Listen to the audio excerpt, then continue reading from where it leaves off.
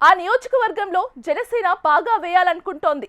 కానీ అక్కడి పరిస్థితులే వారికి సవాల్గా మారాయట. పొత్తు ధర్మంలో మనకు ఎలాగూ ఇక్కడ ప్రాధాన్యత లేదు. కనీసం కూటమి నేతలు పట్టించుకోవడం లేదు. కనుక రాబోయే రోజుల్లో కొత్త దారి వేసుకునే ప్రయత్నం చేస్తున్నారట జన సైనికులు. అందులో భాగంగానే ముఖ్య నేతలతో వరుస పర్యటనలు చేయిస్తున్నారట. నియోజకవర్గంలో అత్యధికంగా మన సామాజిక వర్గం ఉండి వేరొకరి దయాదాక్షిణ్యాలతో ఆధారపడటం ఏంటని జన సైనికుల్లో ఆలోచన మొదలైందట. వారి అభిప్రాయం మేరకు జనసేన పెద్ద లీడర్ సైతం ఇప్పటికే 2 సార్లు పర్యటించి పార్టీ బలోపేతానికి రూట్ మ్యాప్ సిద్ధం చేశారట. ఇంతకీ ఏమా నియోజకవర్గం, ఎవరా నేత? శ్రీకాకుళం జిల్లాకు ముఖద్వారమైన ఎచ్చెర్ల నియోజకవర్గంలో కూటమి రాజకీయాలు ఎవరికీ అంతుచిక్కని విధంగా మారాయి. కూటమిలో తమకు ప్రాధాన్యత లేదని జన సైనికులు తెగ మదనపడుతున్నారట. ఓట్లు మావి, కష్టపడ్డది మేము, పదవులు వాళ్లకా?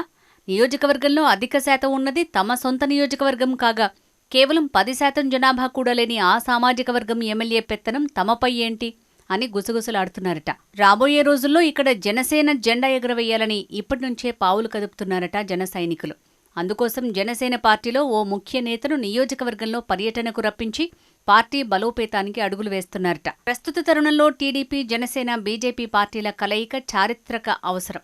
సమస్యలుంటే సర్దుకుపోండి, ఇది జనసేన అగ్రనేతల సూచన. కానీ ఎచ్చెర్లలో క్షేత్రస్థాయిలో పరిస్థితి అనుకున్నట్టుగా ఉండటం లేదట, మరోలా ఉంటోందట. తలదించుకోవాల్సిన పరిస్థితి వస్తోందంటూ జనసేన ఎచ్చెర్ల నేతలు వాపోతున్నారట. ఈ నియోజకవర్గంలో జనసేన జెండా పాతే అవకాశాలు మెండుగా ఉన్నాయని ఇప్పటికే ఓ టాక్. 5% ఓటు లేని కమ్మ నాయకుడు బీజేపీ ఎమ్మెల్యేగా నడికుదుటి ఈశ్వర్రావు ఉండగా 55% ఓటింగ్ ఉన్న తమ వర్గం వారే ఇక్కడ ఎమ్మెల్యేగా ఉండాలంటూ కాపు సామాజిక వర్గం పట్టుబడుతోందట. 2029 ఎన్నికలకు ఇప్పటి నుంచే రంగం సిద్ధం చేసుకోవాలంటూ ఈ మధ్య విస్తృత స్థాయి సమావేశంలో జనసేన క్యాడర్ అందరూ ఒక్కతాటిపైకి వచ్చారట. డైరెక్టుగా జనసేనలో ముఖ్య లీడర్ అయిన నాగబాబుకే ఎచ్చెర్ల నియోజకవర్గ గాజు గ్లాసు నాయకులు టచ్లోకి వెళ్లటం ఆసక్తి రేపుతోంది.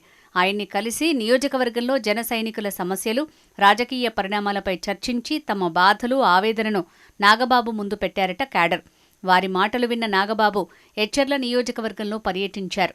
అయితే నాగబాబు టూర్ గురించి స్థానిక ఎమ్మెల్యేకు కనీసం సమాచారం కూడా లేదన్న టాక్ ఉంది. నియోజకవర్గంలో 55% కాపు సామాజిక వర్గం కాగా వెలమ 10%, రెడ్డి 10%, కాళింగ 10%, మిగతా సామాజిక వర్గం ఓట్లు 15% ఉన్నాయి. ఇందులో సగం టీడీపీ ఓటు బ్యాంకే. తర్వాత స్థానంలో జనసేన ఉంది. కానీ 5% ఓటు బ్యాంకు కూడా లేని బీజేపీ ఎమ్మెల్యే తమకు గౌరవం ఇవ్వటం లేదంటూ వాపోతున్నారట జనసేన నేతలు. తాము కూడా ఈ ప్రభుత్వంలో భాగస్వాములమని గుర్తించాలంటున్నారట. ఇప్పుడున్న ఎమ్మెల్యే పేరుకే బీజేపీ, ఆయన టీడీపీ నుంచి వచ్చిన నేతే అని విమర్శిస్తున్నారు. ఇప్పటికే టీడీపీ, జనసేన పార్టీల మధ్య క్షేత్రస్థాయిలో విభేదాలు నడుస్తున్నాయని పార్టీ విస్తృత స్థాయి సమావేశాల వేదికగా బయటపడుతున్నాయి. అగ్రనేతలు నాగబాబు, మంత్రి నాదెండ్ల మనోహర్తో జరిగిన సమావేశాల్లో తాము కింది స్థాయిలో ఎదుర్కొంటున్న అవమానాలను ఏకరువు పెట్టారట జన సైనికులు. తాము కూడా ఎన్నికల్లో కష్టపడితేనే ఎమ్మెల్యేగా గెలిచారు. కానీ ఏ ప్రభుత్వ కార్యక్రమానికి తమను ఆహ్వానించరు, కనీసం తమ పార్టీని పరిగణనలోకి తీసుకోవటం లేదంటూ బాహాటంగానే విమర్శలు గుప్పిస్తున్నారు. అహర్నిశలు శ్రమించిన తమను లైట్ తీసుకోవటాన్ని అగ్రనేతల దృష్టికి తీసుకువెళ్లారట జనసేన నేతలు. ప్రతిసారి తామే సర్దుకుపోవాలంటే ఎలా అంటూ మంత్రి నాదెండ్ల శ్రీకాకుళం జిల్లాలో ప్రశ్నించారట. దీంతో వీరు నాగబాబుకి విషయం వివరించగా నవంబర్, డిసెంబర్ నెలల్లో 2 సార్లు ఎచ్చెర్ల నియోజకవర్గం, ఓసారి శ్రీకాకుళం నియోజకవర్గంలో పర్యటించారు నాగబాబు.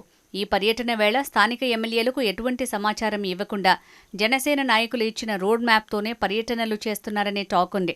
పదవులు ఎవరికీ రాకపోవడంతో పాటు బీజేపీ ఎమ్మెల్యే ఏదంటే టీడీపీ స్థానిక నేతలు కూడా తందానా అంటున్నారంటూ జనసేన నేతలు మండిపడుతున్నారు. బీజేపీ, టీడీపీలు తమను ఇబ్బంది పెడుతున్నాయని జనసేన నేతలు వాపోగా తాను ఎచ్చెర్ల నియోజకవర్గంలో పర్యటిస్తానని నాగబాబు క్యాడర్కు హామీ ఇచ్చారట. ప్రభుత్వ జీవో ప్రకారం ఎచ్చెర్ల నియోజకవర్గం ఎమ్మెల్యేగా ఇక్కడికి వచ్చారని తెలిపారు.